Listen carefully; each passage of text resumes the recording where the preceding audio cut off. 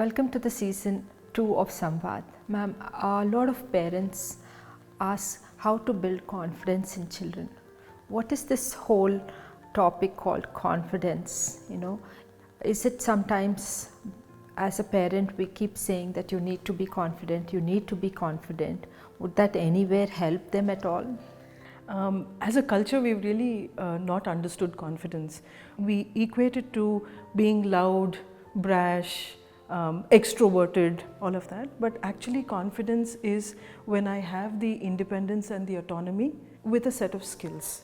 So for example, when I know how to eat and I'm a toddler, I'm confident. So then when you take me to a new place also, I know how to do that.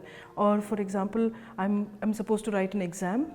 I know how to write, I know what I've learned, and then I experience confidence. So confidence is really independence and autonomy, and not like what parents expect it to be, going out and speaking to everybody all the time, being the most sought after kind of person. So we have a different definition there. That reminds me now, some kids do have the knowledge, but they don't have the confidence in exams. Almost it's like fear of exams. Why does that happen?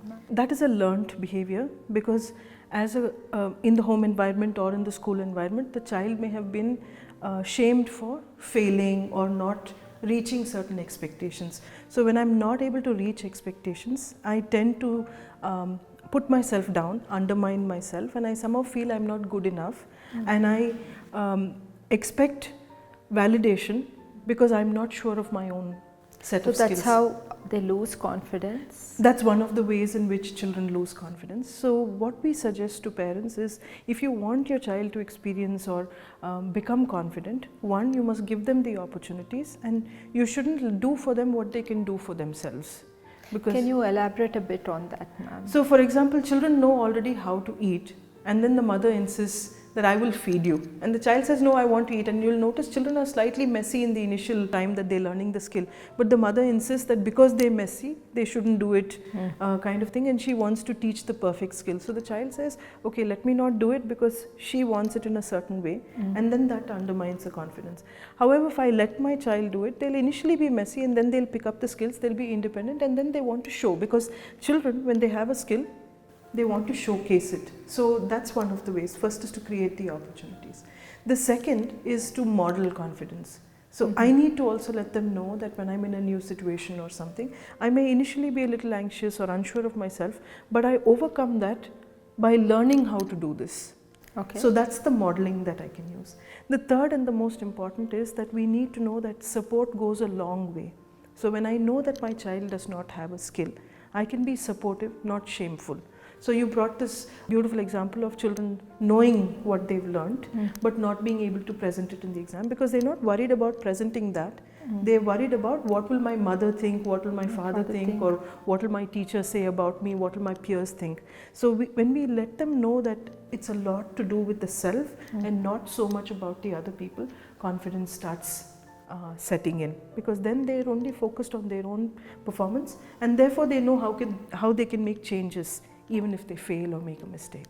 How do we understand that confidence doesn't mean but you're outspoken and you're very social? There can be children who are introverts and yet very confident of themselves. Surprisingly, the entire world is built around extroversion. But introversion is a superpower, because introverts bring to the world observation, they bring to the world introspection, reflection, skills that are very, very important for life. They actually get very tired with social interaction, and many people don't understand it. However, coming back to the topic of confidence, and when I talked about it as independence and autonomy, the three things that don't work, and if you've noticed, the most common way in which people break confidence is by shaming somebody for having made a small mistake or not done it to a certain expectation. Also, I've noticed that when you over-explain, trying to make the child confident of a skill which they can very easily do it, that also sets in that fear, and the confidence does come down. Is that true to confidence, ma'am? So that's lecturing and moralizing, right? Nobody has ever calmed down by saying calm down, or nobody has been able to focus by when they're told you have to focus. Similarly, you can't become confident by saying, when someone tells you you have to be confident. It is something that we develop over a period of time. That's where the second aspect is when, first is what I said, shaming. The second one is where I start punishing the child for not being confident. And that's like, I've seen parents who take children out, ask them to perform on stage, and the child is really terrified of the stage. And stage fear is one of the most common experiences that children go through. They come back home and say, you've let the whole family down, you've let me down, that kind of thing. That also undermines confidence greatly. And the third, and I feel the most important, is comparison. When I compare my child to someone else, usually somebody who has already a set of skills that are at perfection or near perfection, I'm letting my child know that you're not good enough. And I think that's very, very unfair, especially in this age of social media where hashtags carry a lot of value. When I let children know only my highlight reels and not the behind the scenes, it becomes a problem. Ma'am, how do we help parents build confidence amongst children, whether it is internally or as an external behavior, ma'am? One is to create opportunities and let children explore those opportunities even if they make one or two mistakes. Second, become aware if you're meeting your own unmet needs through your child. So for example, you didn't get a chance to do something, or you failed at something, so you want your child to somehow meet those needs. Third, and the most important thing, is when you want to give them feedback as actionable steps that are easy to follow, instead of shaming them and comparing them or putting them down in front of other people. Would you be able to explain, ma'am, what is an actionable step for a parent to work on? Give me a skill you would like to make an actionable step. For example, ma'am, I'm not confident of facing this camera, Right.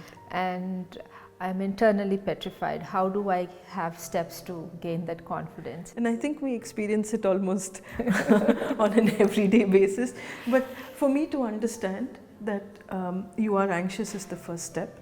The second step, when I say actionable step, is where I lean forward. I'm letting you know that I am with you. And then I let you know that, this is something that you can do. We do a take, then we pause, and then we do the next take, and so on. So chunk it down so that the other person is not overwhelmed by the whole experience.